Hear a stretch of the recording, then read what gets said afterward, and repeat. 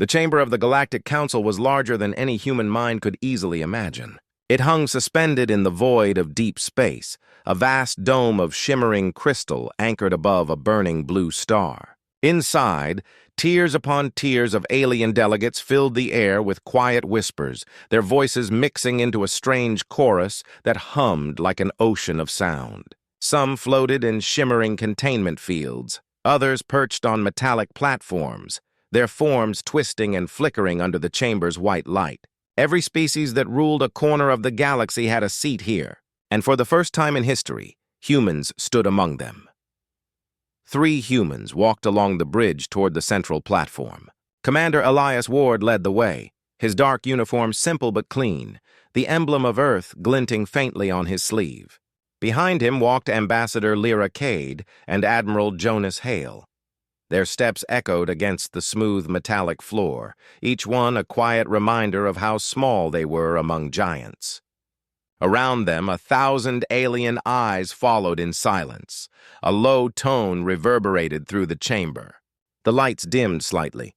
The Grand Speaker of the Council, a massive being of translucent skin and pulsing light, raised one of its many arms. Its voice echoed like thunder softened by distance.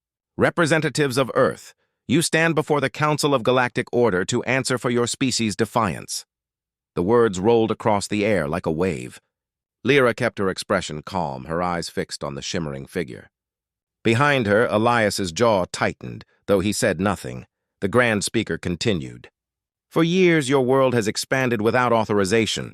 You have built ships beyond your designated tier. You have weaponized dark matter, interfered with restricted systems, and violated interspecies treaties. By the authority of this council, humanity shall be placed under observation and disarmed. Earth will no longer operate independently of the council." A heavy silence followed. The alien delegates turned their heads, watching to see how the humans would react. Some smirked, some hissed softly, a few even looked curious. No species had ever defied the council and survived. Humanity was expected to kneel, to accept its fate as a young race that rose too fast. Lyra stepped forward, her voice calm and even. "We hear the council's judgment," she said. "May I ask, who among you has been harmed by humanity?" The question echoed strangely in the still air. Some delegates muttered. One reptilian representative hissed. Another, shaped like flowing mercury, laughed in a sound like metal scraping glass. The Grand Speaker's lights flickered. "You overstep, human. The council's word is law. No explanation is required." "Of course," Lyra said softly, bowing her head slightly. "Then humanity understands its position." The room seemed to relax. The council members exchanged glances, assuming the humans had accepted defeat. But Elias's expression did not change. He was silent, watching everything, each flicker of light, each twitch of an alien limb, the faint vibration in the floor that told him the council's defensive shields were active. "He was memorizing it all," Lyra continued. "May the record show," she said clearly, "that Earth acknowledges the council's authority and accepts the ruling." Her voice was steady, but her eyes flickered to Elias for the briefest second. That single look was enough. Hidden deep within his uniform, a small device vibrated once, then went silent. Far away, beyond the orbit of Neptune, an encrypted signal left a listening post buried in ice. The signal was faint, almost invisible, disguised as cosmic noise. It traveled across the solar system and vanished into the dark beyond Pluto. No one in the chamber noticed. "Not yet." The Grand Speaker nodded slowly. "Then the matter is settled. Humanity will surrender its fleets and comply with supervision. The Council will send observers to ensure peace." Elias finally spoke. His voice was calm but firm. "Peace is all we ever wanted," he said. "But we've learned that peace depends on who defines it." A murmur ran through the chamber. The Grand Speaker tilted its head. "Your tone borders on insolence, human." "Just honesty," Elias replied. "The kind of honesty our world was built on." The alien lights around the chamber shifted color.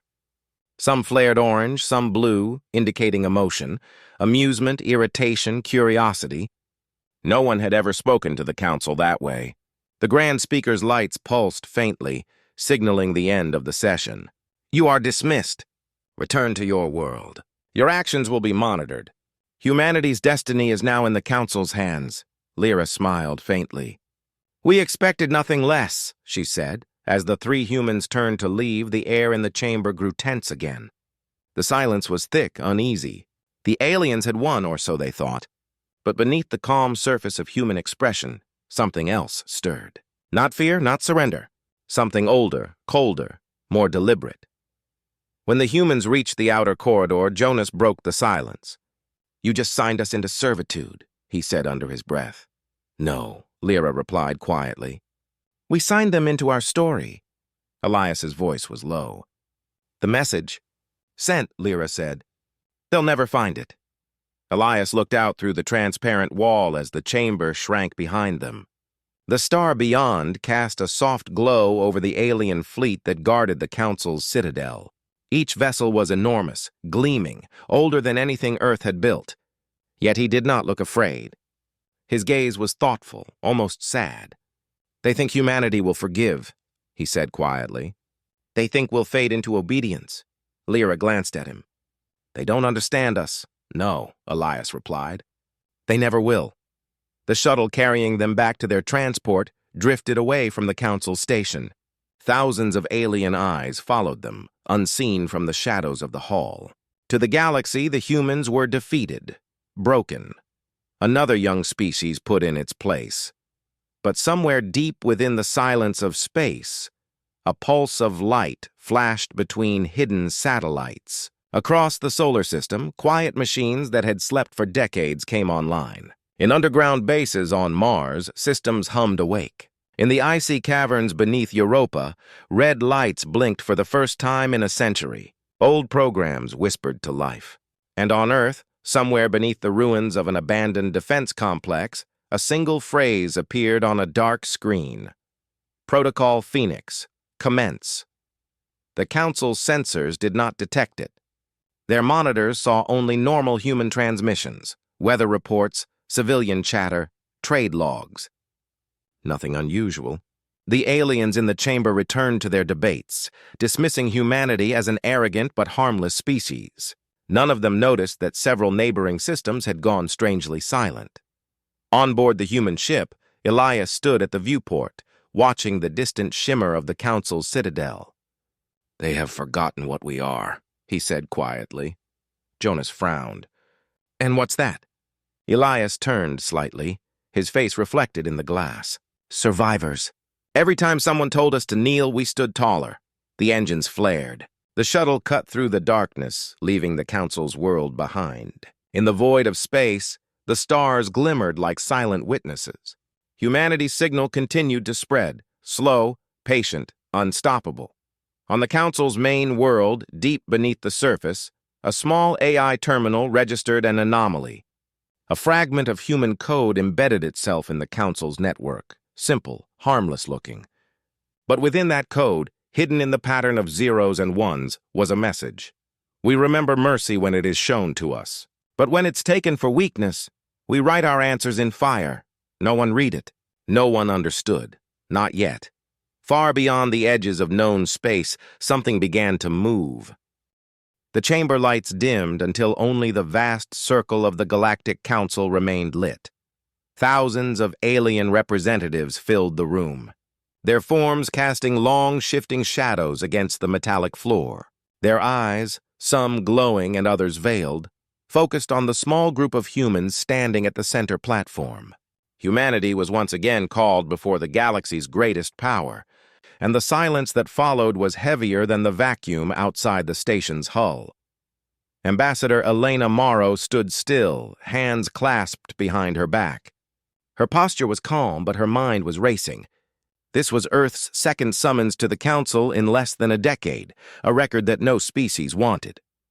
The towering Grand Speaker loomed above her, its crystalline form pulsing with cold blue light. Its voice filled the chamber like rolling thunder. Humans of soul, you were warned once. You were told to respect the balance. Yet your fleets move again.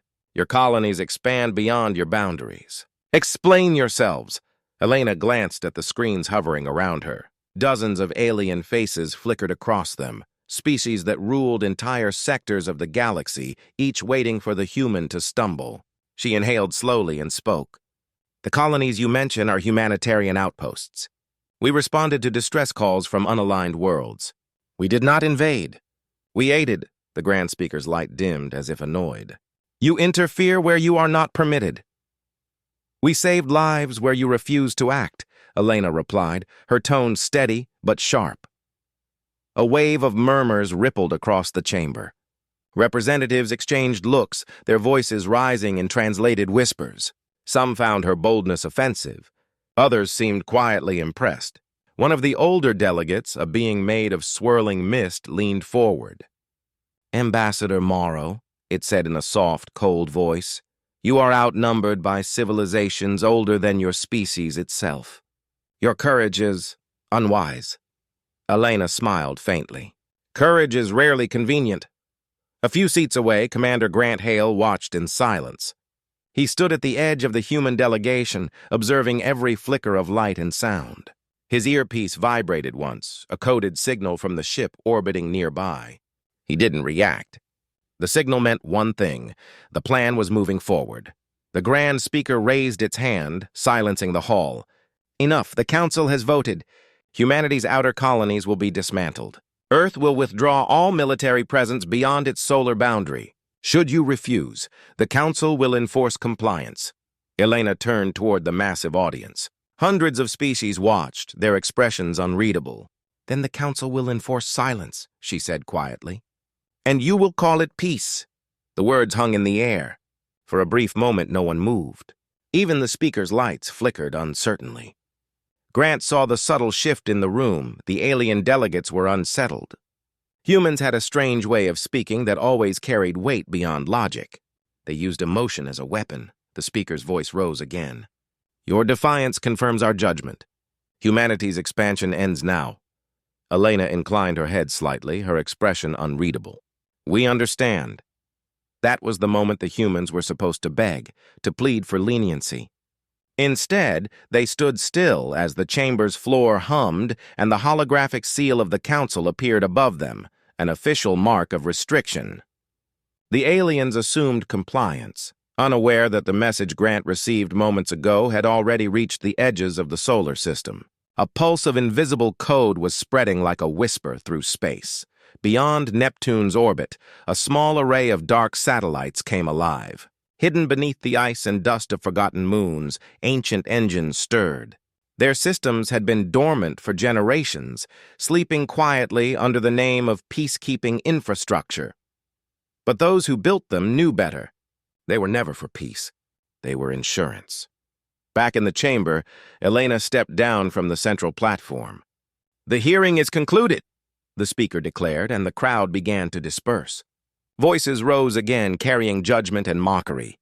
To them, humanity was nothing more than an ambitious child punished by wiser powers. As the humans exited through the long corridor of glass and steel, Grant finally spoke. You took a risk saying that line, he said. They'll watch us more closely now. That's the point, Elena replied. They'll watch us. They won't watch what's behind them. The shuttle doors closed, and the Council's citadel shrank behind them. Out the viewport, the bright spiral of the central galaxy burned like 1,000 eyes watching from afar. Grant's communicator blinked once more. The message was short, written in simple military code. Protocol Iron Veil. Activated. The words were both a warning and a promise. Far away, in the cold dark of Europa's ice crust, a sound like thunder echoed beneath the frozen ground. Metal groaned, and light filled the caverns for the first time in centuries. Rows upon rows of sleek vessels, their hulls black as obsidian, powered up in silence. Machines older than most colonies began to stir. They were not new ships, but relics from the early days of Earth's defense program, forgotten, hidden, and waiting. On board one of those ships, a synthetic intelligence known as Orion 9 opened its eyes. It had no voice, no body, only command. Its first signal was simple: synchronize. Across the hidden network, thousands of dormant stations responded. From the icy moons to the asteroids of the belt, humanity's secret armory was waking. Elena stood in her quarters aboard the diplomatic cruiser, staring at the planet-sized glow of the Council's headquarters in the distance. "They think they can dictate who we are," she whispered. "They forget what built us. Every hardship, every extinction event, every war, we adapted. That's what we do best." Grant entered behind her. "And now? Now we remind them." In the distance, faint trails of energy rippled through the stars as the first of the awakened fleets shifted from their hiding places. Their signatures were faint, masked by old stealth technology that no alien sensor could read. To the Council's observers, it looked like nothing more than space debris drifting through the void. Inside the Citadel, the Grand Speaker met privately with the Council's inner circle. "Their tone concerns me," it said. "Humans yield too easily. They must have an angle." "They are primitives," replied one of the elder delegates. "They have no power here. And yet," the speaker said softly, "they built ships that touched the galactic rim in half a century. They learned faster than any species before them." "Primitives do not move like that." "We will monitor them," another delegate said. "If they act again, we will respond." Outside, the faint light of human ships slipped into the dark. They didn't fly toward the Council. They spread outward, to places no alien dared to patrol, uncharted regions where the Council's sensors failed. The humans were not running. They were setting the board. Days later, alien patrols began reporting strange interference. Long-range communication arrays went silent in the outer sectors. Stations near human space lost power, their reactors drained as if something massive had passed nearby. When the Council investigated, all they found were faint trails of residual radiation and the echo of a human signal buried deep in the static. One translated fragment read simply, "You wanted control. You have our attention." The Council dismissed it as human bravado. They had no idea what was coming. In the darkness between stars, the silent fleet gathered, thousands strong, waiting for the final command. Humanity had once believed peace was earned. Now they had learned it must be built, with fire if necessary. Elena stood on the bridge of her ship, her gaze fixed on the faint blue light of Earth far in the distance. "They believe we will obey," she said quietly. "They believe their words are law." Grant looked out beside her. "Then let's remind them what defiance sounds like." Somewhere in the void, a beacon ignited. It burned for only a few seconds, invisible to most sensors, but its message was unmistakable. The signal spread from ship to ship, system to system, until it reached the very edge of human space. The words were old, carved into the memory of a species that never forgot its pain. "We do not bow. We endure, and when the time comes, we rise." The engines of the hidden fleet roared to life, unseen and unstoppable.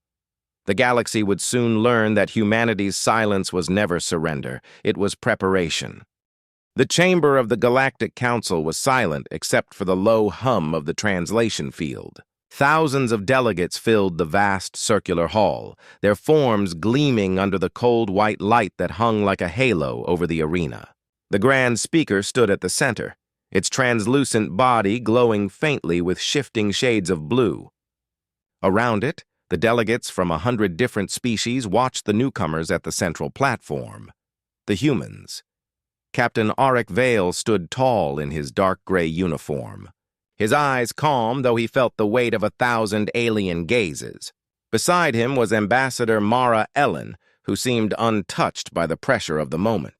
She faced the Council's gathered power as if she had been born for this. The air around her shimmered faintly, with the projection fields that translated her words into hundreds of alien tongues. "Representatives of Earth," the Grand Speaker began, its voice echoing like a storm across the chamber. "You stand before the Council to answer for the destruction of the Varnan research colony. Over 30,000 lives lost. We have traced the weapon signature to your kind." Mara's expression did not change. "Then your information is wrong," she said calmly. A wave of angry whispers rippled across the tiers. Some delegates banged the edges of their podiums, others hissed or flickered with color. The Grand Speaker's glow deepened. "The evidence is clear. Energy residue identical to human antimatter drives was found at the site." "Do you deny this?" "We do. Mara replied. But you already knew that. Auric noticed the sudden stillness that followed her words. He had seen this before in battle, the quiet before impact. Mara had a gift for breaking the rhythm of fear. She spoke as though she wasn't standing before the most powerful political force in the galaxy. The Grand Speaker's tone lowered. Do not play games, human. The Council has decided that Earth will be held responsible. You will surrender your fleets and submit to inspection. Mara raised a hand slowly, not in defense but in thought. Before you demand submission, she said softly, ask yourself who gains from this war you accuse us of starting. We had no reason to attack the Varnan colony. But someone wanted you to believe we did. The council chamber stirred uneasily. The delegates from several mid-level empires exchanged glances. There had been rumors for months. Attacks in border systems, fleets vanishing, coded transmissions that bore human encryption but never came from human space. The Grand Speaker hesitated, just for a moment before regaining its composure. You imply deception among the Council's allies? I imply nothing, Mara said. I'm simply asking a question none of you seem willing to face. Auric could almost feel the tension rise like static electricity. The Council hated uncertainty. It thrived on order, on control, on the illusion that nothing escaped its watchful gaze. For a single ambassador from a young world to cast doubt inside this hall was an act of quiet rebellion. The Grand Speaker gestured toward her. The Council will hear no more of your insinuations. Your people will comply or face consequence. Mara's gaze swept across the chamber. We will comply with truth, she said. Not fear. The Speaker's light pulsed bright, signaling the end of the session. The alien guards at the edge of the hall stepped forward, their armor glinting beneath the pale glow. Auric took a step closer to Mara, his voice low. That's enough. They won't listen. I wasn't speaking for them, she murmured. As they turned to leave, she glanced up at the towering glass ceiling that revealed the galaxy beyond, a swirl of silver and blue stars. Somewhere out there, she knew, the first signal had already been sent. Humanity's reply to the accusation. Back in the shadows of space, an unmarked human vessel drifted near the wreckage of the Varnan colony. Its hull was black, its system silent. No beacon, no identification. Inside, Commander Ilya Cross studied the data projections. The evidence had been planted well. The energy signatures matched human drives, but the readings were too perfect. No human ship could have left such a clean pattern. It was artificial. They wanted to make us the villain, she said quietly. But they made one mistake. Her second officer, a younger man with a scar along his jaw, looked up. What mistake? They assumed we'd played defense. Across the room, the communications panel blinked. A secure channel opened, and Mara's voice came through, faint but steady. Phase 1 begins. Confirm readiness, Cross smiled slightly. Confirmed. And Phase 2? When the galaxy is watching, Mara said. Not before. The transmission ended. Within hours, the first event shook the galactic core. A council armory in the Kalar system exploded, tearing through a fleet docked in orbit. The detonation was massive but precise. No civilians harmed, no collateral worlds damaged. The destruction was surgical. The council's surveillance AI traced the origin signal and froze. It wasn't from human space. It was from a restricted sector deep inside the council's own network. Before they could respond, another strike hit. This time on a communications hub used to monitor the outer colonies. Again, the same precision. Again, no traceable launch. Panic rippled through the upper chambers. The council convened an emergency session, and the Grand Speaker glowed a harsh red. These are acts of war, it thundered. Humanity defies us openly. Mara stood once more at the central platform. No, she said, her voice cutting through the roar. We're only showing you what it feels like to be blamed for someone else's war. Gasps echoed. Several delegates rose from their seats. The speaker's lights flickered in rage. You threaten this council? I warn it, Mara said calmly. You have been infiltrated. Someone inside your ranks uses your own systems to frame us. Look deeper before you accuse again. The speaker moved closer, its massive form towering over her. You are nothing but a fragile world clinging to false pride. Then why are you afraid? Mara asked. The silence that followed was electric. Even Auric felt a chill run down his spine. He had seen many forms of power, ships, weapons, armies, but none as dangerous as words spoken with perfect timing. The council dismissed the humans under heavy guard. But as the shuttle carried them away, Mara watched the citadel fade into the darkness and whispered, "Now they doubt." That's the beginning. In the following days, chaos spread. Reports from border systems told of fleets vanishing into light. Council security collapsed under suspicion. Every race began blaming another. And through it all, human ships remained silent, unseen. Then the message appeared. It wasn't sent through any known network, but appeared simultaneously on every major communications hub across the galaxy. The signal was clear, the voice unmistakably human. "This is Earth. We are not your enemy, but we will not be your scapegoat. We do not seek war, but we will not kneel. The truth will burn through your lies, and in its fire the galaxy will remember who we are." For a moment, all systems froze. Every world, every species, every listening station in the galaxy heard it. And then, without warning, one of the Council's own fortresses imploded from within, its reactors melting silently before vanishing into light. The Council ordered every fleet to high alert, but it was already too late. The first human fleet, long hidden and silent, moved from behind the shadow of a dying star. Their engines glowed faintly, reflecting against the blackness like embers waiting to ignite. In the dark between systems, Captain Auric Vale's voice came over the comms. "They thought we'd beg for peace," he said, "but they've mistaken patience for weakness." Across the void, the fleet answered with one unified code, the signal repeated across the stars. "We do not forgive lies. We remember truth." And as the first alien world went dark, the galaxy realized the humans had not been cornered. They had been waiting. The light inside the Galactic Council chamber dimmed to a cold, pale hue as the Council convened again. The great hall, with its towering crystal walls and spiraling balconies filled with alien envoys, seemed to hold its breath. Thousands of species had gathered once more, all focused on the small group of humans standing on the silver platform below. The first few meetings had shown them something unusual about humanity. Too composed, too calculated, too aware of how fragile peace truly was. At the center stood Ambassador Hale, his uniform crisp, but his expression unreadable. Around him, the human delegation stood silently, each face hard with quiet resolve. Across the hall, the voice of the Council's grand speaker filled the space, translated automatically into every known tongue. His tone carried disdain, a hint of amusement even. "Ambassador Hale of Earth," the grand speaker said, his four eyes blinking in slow rhythm.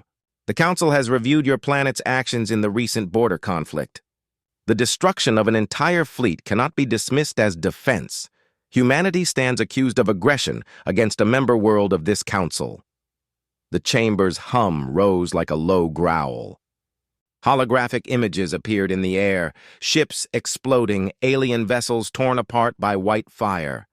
Humanity's weapons looked brutal, primal even, compared to the sleek ships of the Council. But Hale didn't flinch. "We did not strike first," he said quietly. "We responded when our people were attacked, when our colonies were burned. We defended our right to exist." The grand speaker tilted his head. "Existence does not excuse brutality." Hale met his gaze. "Nor does power excuse tyranny." A murmur spread across the chamber. For the first time, one of the lesser delegates, a thin insectoid being with glassy wings, spoke up. "Humanity was warned," it hissed. "Your species was told to submit your weapons for inspection, to allow oversight of your military programs. Instead, you concealed them. You built more." Hale didn't deny it. "We learned long ago that trust without strength invites chains. We will not be ruled, and we will not be erased." The Council erupted into overlapping shouts in dozens of languages. The Grand Speaker raised his hand, restoring silence. "Ambassador Hale, the Galactic Council is the highest authority in the known universe. You will answer before us with humility, or you will face sanction." "Sanction?" Hale repeated. He took one step forward, and his voice lowered, calm but sharp. "You have already sanctioned us. You isolated Earth. You cut off our trade routes. You allowed pirate guilds to raid our colonies while pretending neutrality. You called it order. We call it what it is. Control. The Grand Speaker leaned back. You overestimate your importance, human. Do we? Hale asked softly. Then why are you afraid of us? The silence that followed was colder than the void. The lights shimmered faintly across the chamber's walls. Hale's eyes didn't move, but his words echoed with a quiet finality that made several delegates shift uncomfortably. He continued, We came here to speak as equals, not as subjects. You expected us to beg for mercy, but humanity doesn't beg. The Council's tension thickened. Hale's tone wasn't defiant, it was controlled, measured, almost surgical. It was the tone of a species that had learned patience the hard way. The Grand Speaker finally broke the silence. Then you leave us no choice.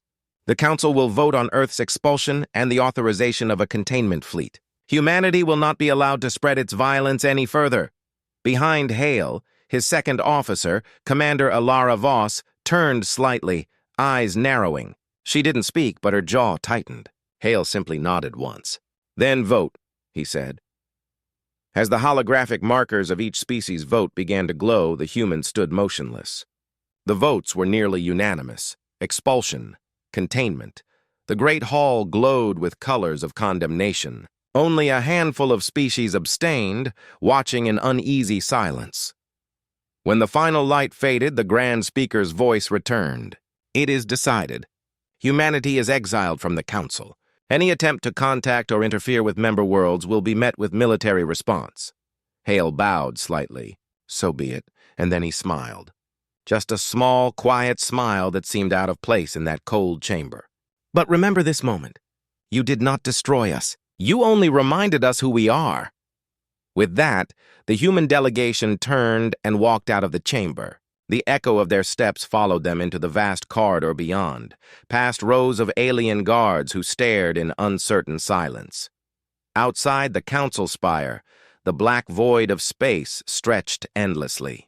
Earth's fleet waited beyond the security perimeter, a small formation of ships compared to the council's armadas.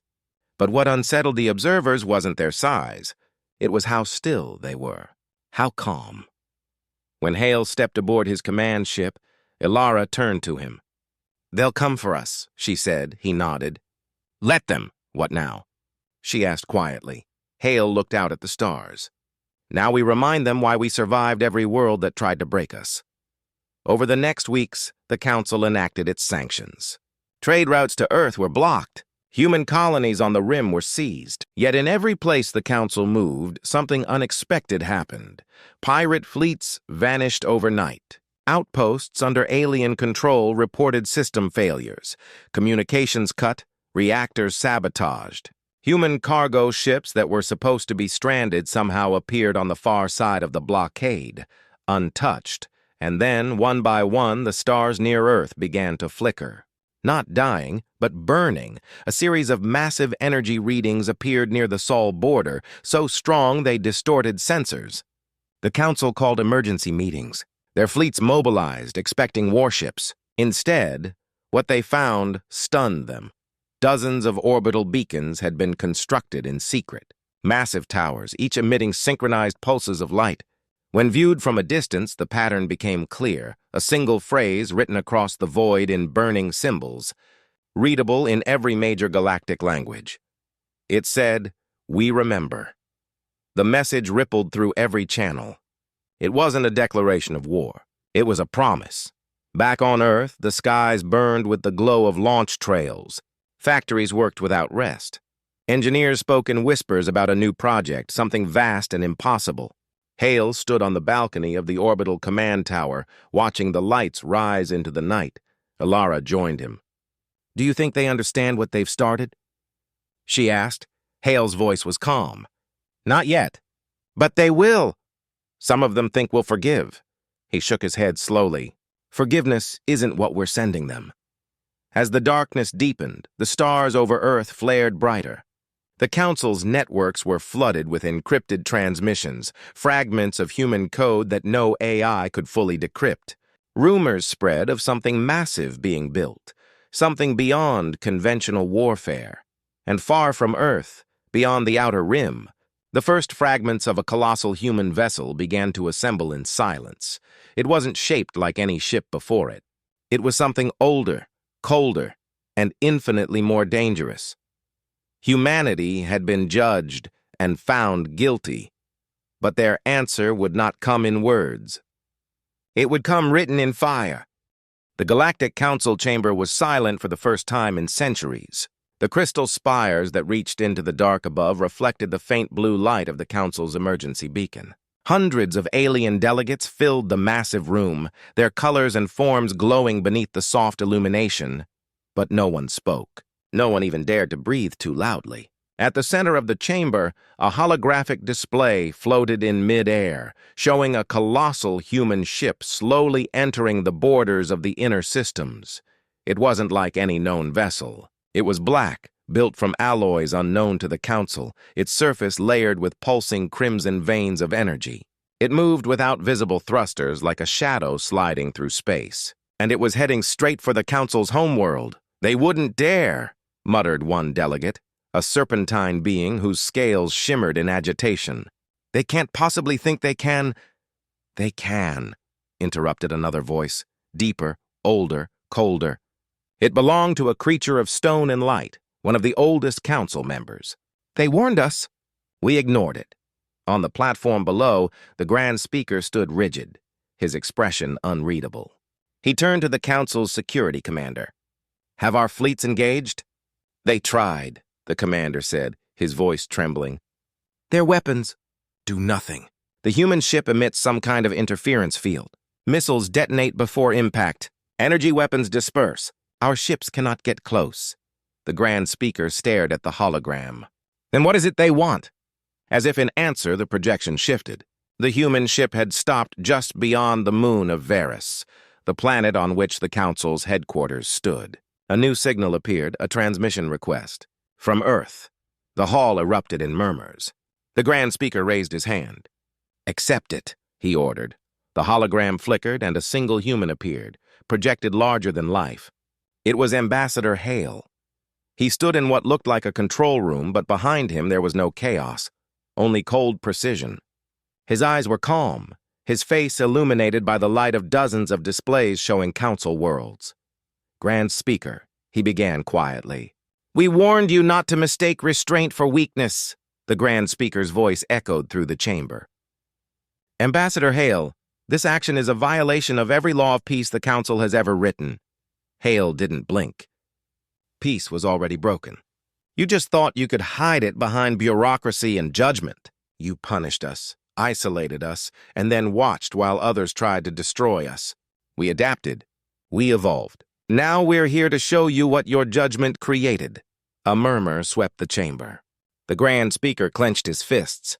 "You mean to threaten the Council?" "Not threaten," Hale said softly.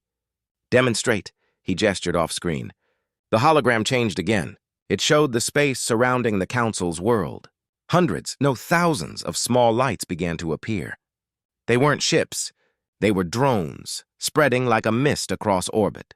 Each carried a single payload, a compressed fusion core linked through a quantum network. Within moments, the Council world's orbital map was covered in a grid of light.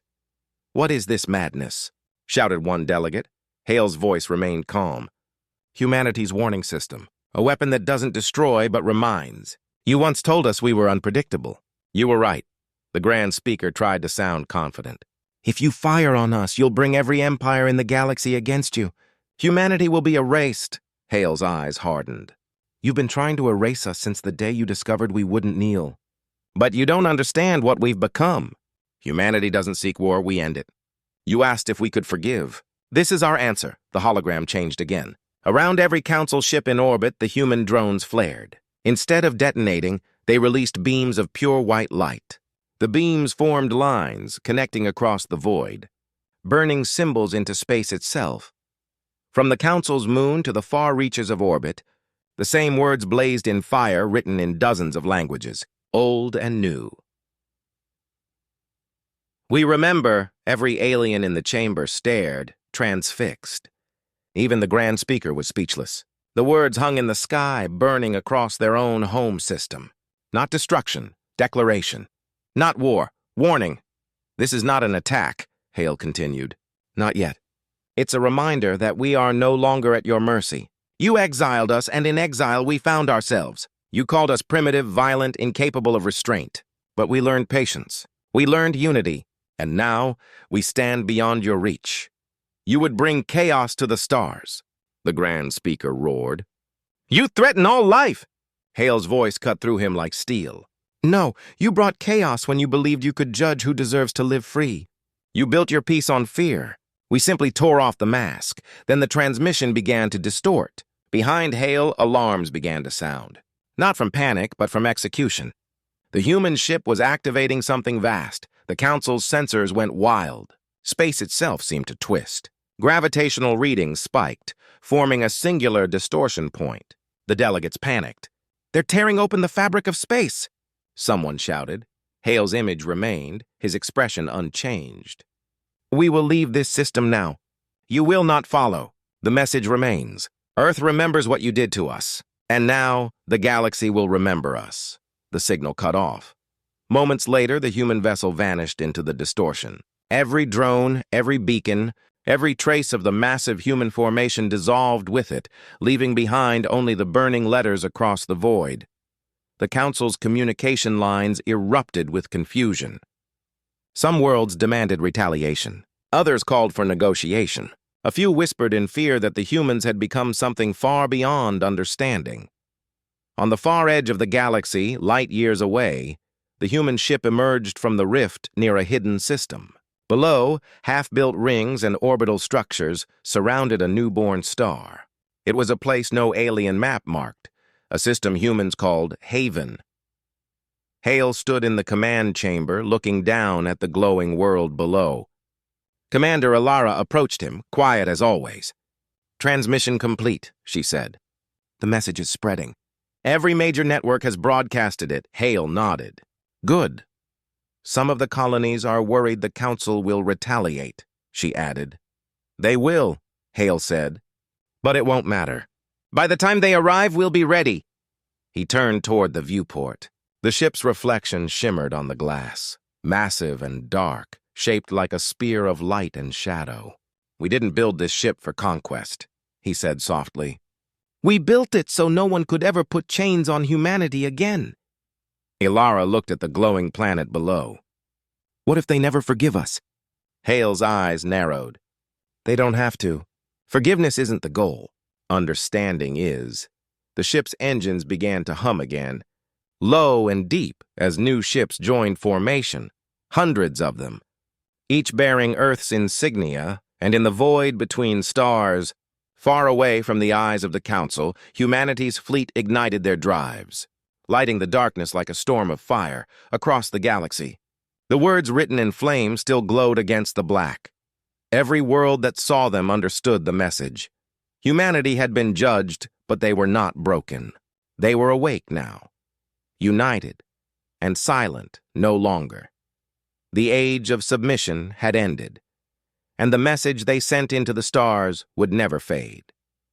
They thought humanity would forgive. Instead, humanity sent a message written in fire.